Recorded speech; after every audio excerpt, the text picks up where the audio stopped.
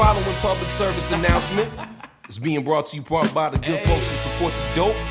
It's told by D2G and Red Young. Ladies and gentlemen, now it's over with something like a phenomenon. It's food for thought for those starving through Ramadan. Nothing less than the best, that's what you rockin' with. So take notes on this newness, cause you'll be jockin' in. Precious of the bunch, plenty game that we put you on. Fashion, music, we give it to the goods gone. Keeping up with the time, so you'll be in the know. Nothing but exclusives, heads up on who's next to blow. It's only dopeness we give to the masses. And promise guaranteed, ain't no pushing or whacking. So say your theatrics for plays if you've been a hater. Plus the lovely Carly Brown's your facilitator. Lead the water when we bring that fire. Here's the industry biz #1 supplier. Boy, them other stations don't want no smoke. Keep your ears tuned in and support the dope. Yeah, looking at my clock and it's about that time. 7:30 Central when we hit online. And we coming to you live from the ghost. So tell your people settle in and support the dope. Yeah, looking at my clock and it's about that time. 7:30 Central when we hit online. And we coming to you live from the ghost. So tell your people settle in and support the dope. The show.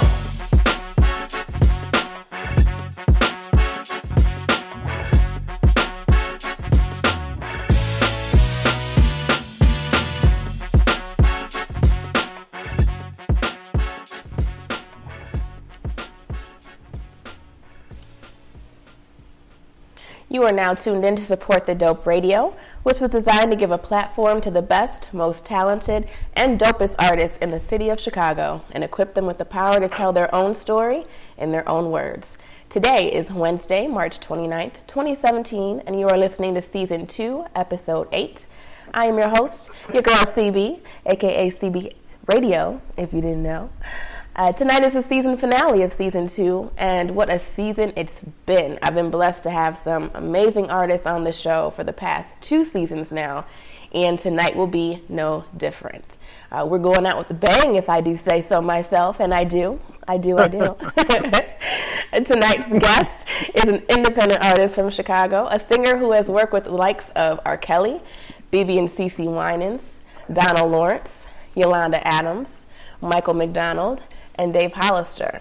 He's cherished by his fans and widely respected by his peers. Grammy Award-winning producer and artist Donald Lawrence said this: "He is the epitome of 70s soul meets 2015 new school R&B. The texture of his voice is like a vintage piece of art appreciating with time. He is definitely one you don't want to miss. He's a new classic that feels so right for right now. He is the one, the only, Mr. Dante Hall." God, what an introduction, huh? What an introduction for what an artist. See how we do? Hey, I'm grateful. Wow. How are you doing? Thanks for having me so much. Yeah, thanks for being on the show. Like I told you before, I every time I run into you, we're like, we're never gonna do this. We're gonna do this. I know. What's going on? What we gonna do? Right? So we're finally making it happen, and hopefully this is the first time. 2017. Right. Where there's a will, there's a way. So hopefully this is the first of many that we'll have over the course of your career. I would love that. Yeah, because you'll be. I suspect you will be around a long time, and you already have, but a long time. So yeah. God thanks. willing, let's see. Amen. So yeah, thanks for joining us on the show tonight. I appreciate having you on. Like I've said many other times before, like the artists that have, been featured on the show, I am truly fans of all of the guys that I've had so far, guys and girls. I don't mean to be gender specific. I actually would make that inclusive.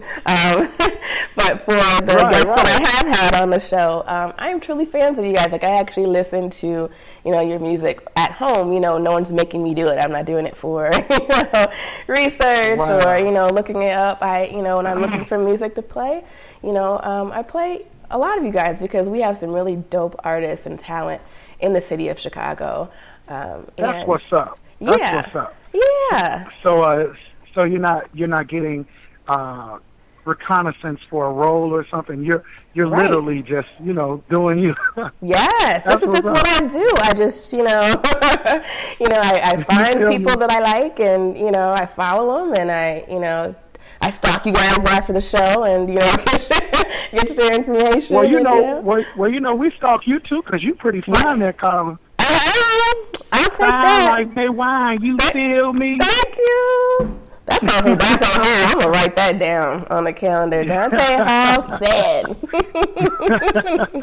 Make sure I play this one for everybody. Yeah, so it's about relationships for me, and having someone to journal your story, or chronicle your story. I think is important because at some point there's going to be someone coming up behind you that wants to know the path you've taken, the decisions you've made, the right and the wrong decisions you've made. Well, I mean, not necessarily wrong, because I don't think there are wrong ones, but maybe things that they would have done differently. They got you to where you are, Absolutely. So that's important to me. So, I know that not a lot of I people... appreciate the platform because... I really appreciate the platform because, I just feel extremely blessed. I feel extremely favored and fortunate to even be on the show, as well as, even I'm here tonight at this dope venue called the Soho House tonight.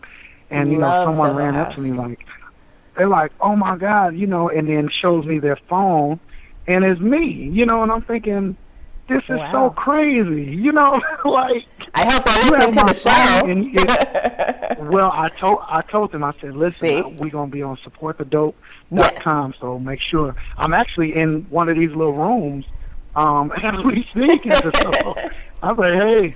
That's what's up.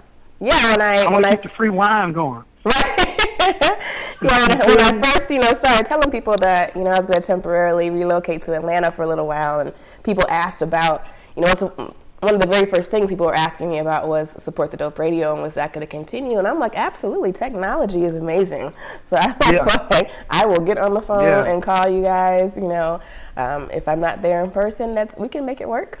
So this is how it's... Absolutely. You're in the Soho House in Chicago. I'm sitting in the comfort of my living room, actually, in Atlanta. Oh, wow. That's what's up. With my feet propped up. I just came from Atlanta. I was in Atlanta from Friday to Monday morning. Really? In Douglasville. I guess it's not quite Atlanta, but Dante? I went through Atlanta, yep. Can I tell you where I live in Atlanta? I live in Douglasville, Dante. How come I didn't know you were here? I live in Douglasville. I was there supporting my friend Latrice Pace at her live recording.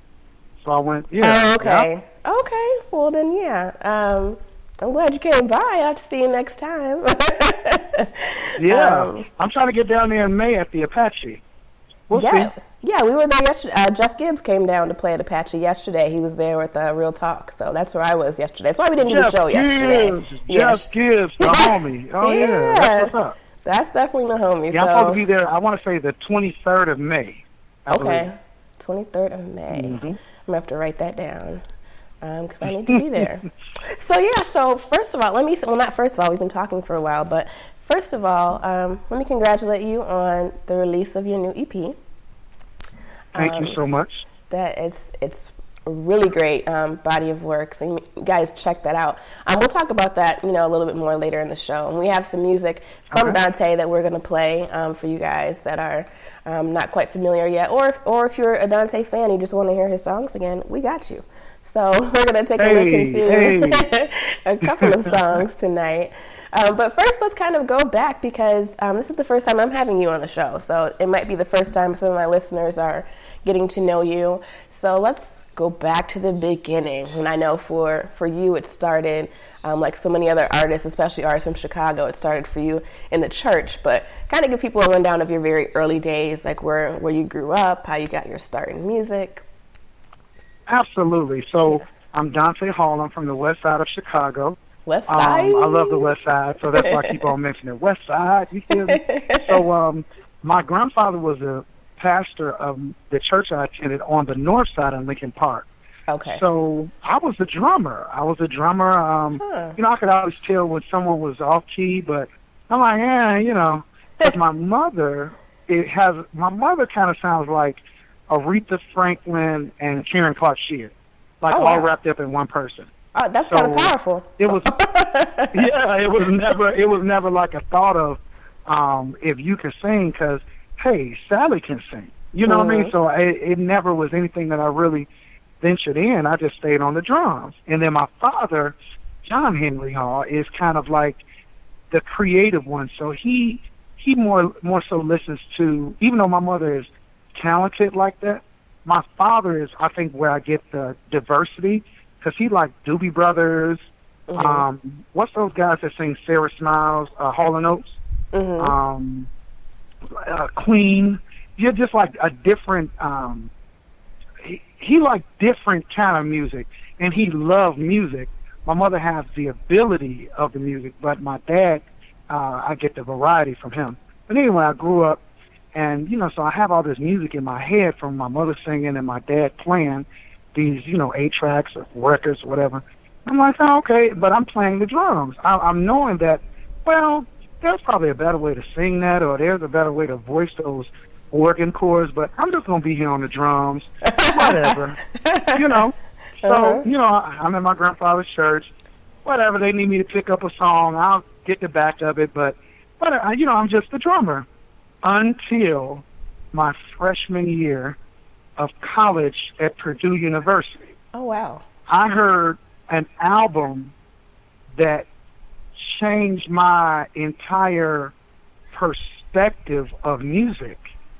I would listen to the tape at that point as I drove from Purdue home, and I actually knew where to start it in order to know where it would end if I was just pulling up. Now, that's sick, right? Like if I started at this spot on Highway 65, then by the time I pull up to my dorm, I should be on the last song. That's crazy. That's just how much I listened to that album. And that album was I was going to say D'Angelo Brown Sugar. Oh, really? D'Angelo Brown Sugar. It changed my entire perspective, because my dad's best friend, his name is Troy Randall, and I had been hearing Troy sing is a church quartet group in my church while I'm on the drums. I would hear him all the time. And I'm like, I was in FYE. Remember when they used to have music stores? FYE. And I was like, and it was, they don't have them anymore. But it was this sound, 'cause you take me higher than I've ever known. Give me that feeling. I was like, who in the world stole Troy's runs? Because D'Angelo sounded just like Troy Randall. And when I heard that album, I literally put the sticks down at 18, 19 years old. I literally put the sticks down and just started attempting to sing. So people are always shocked at that, because they think that because of whatever, they think maybe I've been singing for my whole life, but that's not true. That is really, I had no idea, I wouldn't guess that. I literally just thought that you've just been singing, since you were like a small child. That is crazy. Nope. It was kind of like a given that my mother would be the one singing. So I just never, I don't know, it just never clicked in my mind that I was singing. I don't know how that makes sense, but that it just, I don't know. But God. I would just play the drums, I'm telling you. And I heard D'Angelo's album, and I'm like, oh no. That Me and Those Dreaming Eyes of Mine, that is he did more background. He did more background than lead singing. I'm like, wait a minute. So, and from then, I started singing. I'm jumping around a little bit. I won, some little local contests here in Chicago. But then I'm like, Dante, you're really a nerd. So I went to go complete my undergraduate and then my master's. So I really didn't even think about singing per se, because it was working full-time and going to school full-time. You really don't have the time, to do it. But then when I graduated, I was like, hey, let's go. So I'm performing at the Note. I'm performing, different